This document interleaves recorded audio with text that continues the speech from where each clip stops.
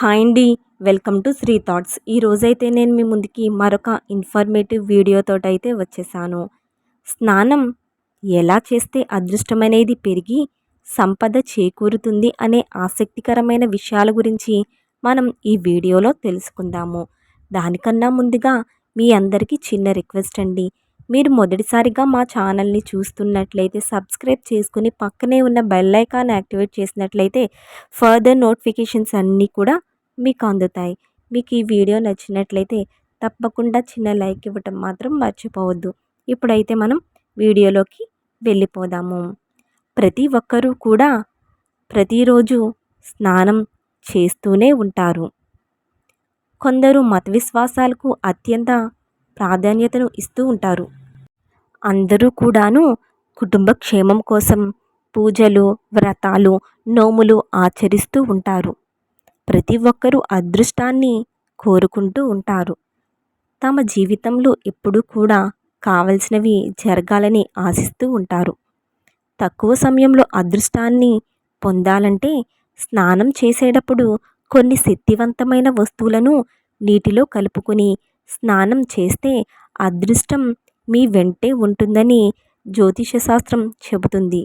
చాలా తేలికగా ఇంట్లో దొరికే వాటితోనే మీ అదృష్టాన్ని పెంచుకోవచ్చు. భారతీయులందరికీ కూడా ఎంతో ఇష్టమైన, ఎక్కువగా వంటలలో ఉపయోగించే అత్యంత సాధారణమైన వస్తువు, భగవంతుణ్ణి ఆరాధించడం దగ్గర నుంచి జలుబుని తగ్గించే వరకు అన్ని విధాలుగా మనకి ఉపయోగపడేది, ఏ శుభకార్యమైనా కూడా దీనితోనే మొదలుపెట్టేది పసుపు. శాస్త్రం ప్రకారం స్నానం చేసే నీటిలో కొద్దిగా పసుపుని వేసుకుని స్నానం చేయటం వల్ల అదృష్టం, శ్రేయస్సు లభిస్తుందని పెద్దలు చెప్తూ ఉంటారు. పసుపుతో శుద్ధి చేసే లక్షణం ఉన్నాయి. పసుపు శరీరం నుంచి ప్రతికూల శక్తుల్ని తొలగిస్తుందని చెప్తూ ఉంటారు. ఇలా చేస్తే ఆరోగ్యంతో పాటు అదృష్టం కూడా మీ వెంటే ఉంటుందని శాస్త్రాలైతే తెలియచేస్తున్నాయి. సోమవారం అంటే శివుడికి ఎంతో ఇష్టమైన రోజు.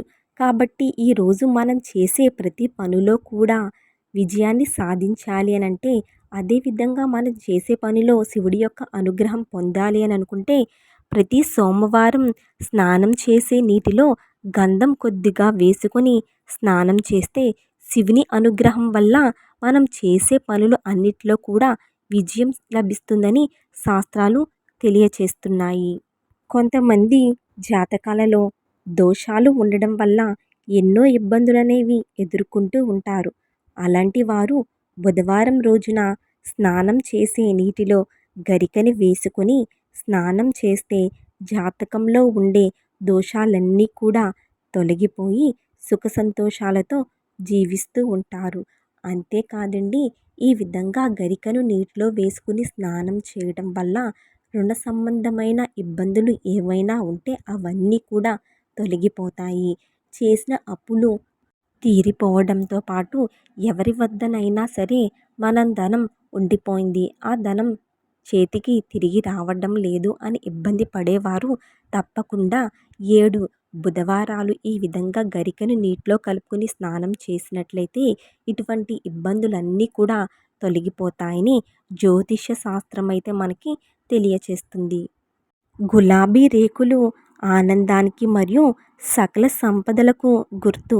సంపదలకు దేవత అయిన లక్ష్మీదేవికి ఎర్రటి గులాబీలంటే చాలా ఇష్టం. కనుక స్నానం చేసే నీటిలో గులాబీ రేకులను వేసుకొని స్నానం చేయటం వల్ల లక్ష్మీదేవి అనుగ్రహంతో పాటు సంపదలు కూడా కలుగుతాయి.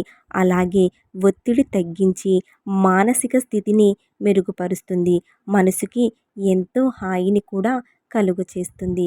కనుక ప్రతి ఒక్కరూ కూడా వీలైనప్పుడు గులాబీ రేకులను నీటిలో కలుపుకొని స్నానాన్ని ఆచరించండి. తులసి ఆకులు ఎంతో పవిత్రమైనది. తులసి చెట్టులో సకల దేవతలు కొలువై ఉంటారని ప్రతీతి. ఎన్నో పవిత్రమైన ఈ తులసి ఆకులను ఔషధ గుణాలు కూడా చాలా ఎక్కువగానే ఉన్నాయి. స్నానం చేసే నీటిలో 2 తులసి ఆకులు వేసుకుని స్నానం చేస్తే మన చుట్టూ ఉన్న ప్రతికూల శక్తి అంతా కూడా పోయి తప్పకుండా పాజిటివ్ ఎనర్జీ అనేది పెరుగుతుంది. దీనివల్ల మనం చేసే ప్రతి పనిలో ఏవైనా ఆటంకాలు ఎదురైతే అవన్నీ కూడా తొలగిపోయి మనం మొదలుపెట్టిన పనిలో విజయాన్ని సాధించగలుగుతాము. అలానే ప్రతి పనులు అదృష్టాన్ని, విజయాన్ని ఇస్తుంది. ఇలా స్నానం చేసేటప్పుడు పూజ చేసే తులసి ఆకులను ఉపయోగించకూడదనే విషయాన్ని గుర్తుంచుకోవాలి. ఎక్కడైనా విడిగా తులసి చెట్టుని వేసుకుని ఆ ఆకులను మాత్రమే ఉపయోగించుకోవాల్సి ఉంటుంది స్నానానికి. అంతేకాదండి, రాళ్ళ ఉప్పుని నీటిలో కలుపుకొని స్నానం చేసినట్లయితే లక్ష్మీదేవి త్వరగా ప్రసన్నమవుతుంది. ఎందుకంటే లక్ష్మీదేవి సముద్ర గర్భం నుంచి జన్మించింది. కాబట్టి సముద్రంలో దొరికే రాళ్ళ ఉప్పుని నీటిలో కలుపుకొని స్నానం చేస్తే డబ్బు కష్టాలు ఉండవని జ్యోతిష శాస్త్రం తెలియచేస్తుంది. ప్రతిరోజు కూడా క్రమం తప్పకుండా ఈ విధంగా రాళ్ళ ఉప్పును నీటిలో కలుపుకుని స్నానం చేయటం వల్ల నెగిటివ్ ఎనర్జీ ఏదైనా ఉంటే తొలగిపోయి అదంతా కూడా పాజిటివ్ ఎనర్జీ కింద మారి చేసే ప్రతి పనిలోనూ సక్సెస్ పొందడానికి తోడ్పడుతుంది. అదేవిధంగా ఈ విధంగా నీటిలో స్నానం చేసే నీటిలో ఉప్పును వేసుకోవడం వల్ల కనుదిష్టి ఏదైనా ఉన్నా కూడా తొలగిపోతుందని శాస్త్రాలైతే తెలియచేస్తున్నాయి. అలానే కొంతమంది స్నానం చేసేటప్పుడు స్నానం చేసే బకెట్లో ఉండే చివరి నీటిని కూడా స్నానం చేయటానికి ఉపయోగిస్తూ ఉంటారు.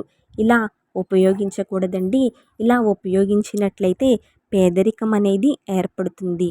చాలామంది స్నానం చేసిన తర్వాత బకెట్లో ఉండే చివరి నీళ్ళను అలానే వదిలిపెట్టి వస్తూ ఉంటారు. అలా బకెట్లో నీళ్ళను వదిలిపెట్టి వెళ్ళకూడదు. ఆ మిగిలిన నీటితో ఎవరైనా స్నానం చేస్తే అది ఆ వ్యక్తి జీవితంపై చాలా ప్రభావితం చూపిస్తుంది. మనం స్నానం చేసే సమయానికి గొప్ప ప్రాముఖ్యత అనేది ఉంది. ఆయుర్వేదం ప్రకారం ఉదయం సూర్యోదయానికి ముందు అంటే ఉదయం 6 గంటల లోపు స్నానం చేయాలి. లేదా సూర్యాస్తమయానికి ముందు అంటే సాయంత్రం 6 గంటల లోపు సాయంత్రం స్నానం చేయాలి. ఈ సమయంలో స్నానం చేయటం వల్ల చేసే పని యందు ఏకాగ్రత పెరగడంతో పాటు ఆర్థికపరమైన ఇబ్బందులన్నీ కూడా తొలగిపోయి ఆరోగ్యం అనేది ఏర్పడుతుంది. మధ్యాహ్నం స్నానం చేస్తే అనారోగ్య సమస్యలు ఎక్కువగా వస్తాయి కాబట్టి మధ్యాహ్న సమయంలో ఎట్టి పరిస్థితుల్లోనూ కూడా స్నానం చేయకండి. ఉదయం 5 గంటల నుంచి 6 గంటల మధ్య స్నానం చేస్తే దాన్ని దేవతల స్నానం అంటారు. ఈ సమయంలో స్నానం చేయటం వల్ల కీర్తి, శ్రేయస్సు, మానసిక ప్రశాంతత, సౌకర్యవంతమైన జీవితం లభిస్తుందని శాస్త్రం చెబుతుంది. ఉదయం 6 గంటల నుండి 8 గంటల మధ్యలో స్నానం చేస్తే అది సాధారణ స్నానం, మనుషుల స్నానం అంటారు. ఈ సమయంలో స్నానం చేయటం వల్ల మానవులు అదృష్టం పెరుగుతుందని ధర్మశాస్త్రంలో తెలియచేయబడింది. ఉదయం 8 గంటలు దాటిన తరువాత స్నానం చేస్తే రాక్షస స్నానంగా పరిగణిస్తారు. కాబట్టి మీకు కుదిరితే 8 గంటల లోపు స్నానం చేయండి. కుదరకపోతే గనుక సాయంత్రం సూర్యాస్తమం సమయానికి ముందు చెయ్యాలి. అంటే శాస్త్రాల ప్రకారం ఉదయం 8 గంటల తర్వాత స్నానం చేస్తే కష్టాలు ఏర్పడతాయి. ఆర్థికపరమైన నష్టాలు పెరిగి పేదరికానికి దారితీసే అవకాశం కూడా ఉంటుంది. ఇదండి ఈరోజు వీడియో అయితే. మీకు ఈ వీడియో నచ్చినట్టయితే ప్లీజ్ తప్పకుండా చిన్న లైక్ ఇవ్వటం మాత్రం